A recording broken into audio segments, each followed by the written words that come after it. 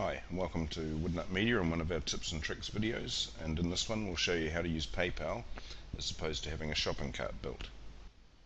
So now let's have a look at the software itself. You log into PayPal and click on Merchant Services, and there you can choose setting up a shopping cart, and this allows you to create items. So we'll just zoom in on an item. If you've chosen the wrong type before you start, you can click on the button type and change it, but we'll create a shopping cart one for now. So we have to enter some item details like the name, a code. We won't enter the price here because we're going to use a drop down menu now and have a look at how we can price things differently depending on which variable they are. So let's have a look. We've got men's, women's, different prices. There's a secondary drop down menu as well now, so that perhaps you might have different color options available. So let's do that for grey and silver.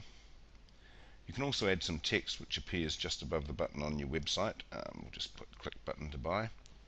And you can also do things like customize the text or appearance of the button.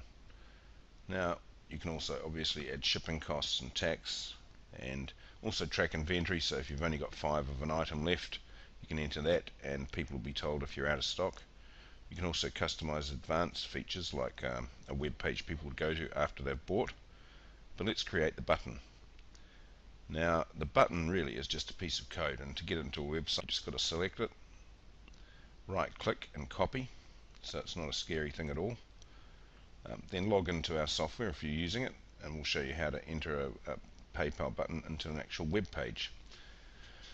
We use the add video button because it's just a piece of script, and we paste in the code from PayPal there, and when we click add, it'll create a button on the website, which we can just click on the little cross at the bottom of it, drag it where we want it, obviously to underneath a picture of the product or a video. Now let's see the button actually work. So if we save the page, now let's preview it as an actual web page, and there's the button there. So if we click add to cart, this will then take us out to PayPal, to a shopping cart. We can obviously enter the quantity, and we can pay with PayPal if we've got it, but the great thing is you can also check out without PayPal. If you take that option, it allows people just to pay with their normal credit or debit card, Visa, MasterCard, etc.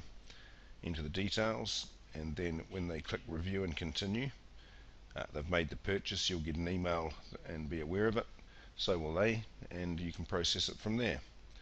So that's actually how easy it is to set up a shopping cart using PayPal and our software MyD&D.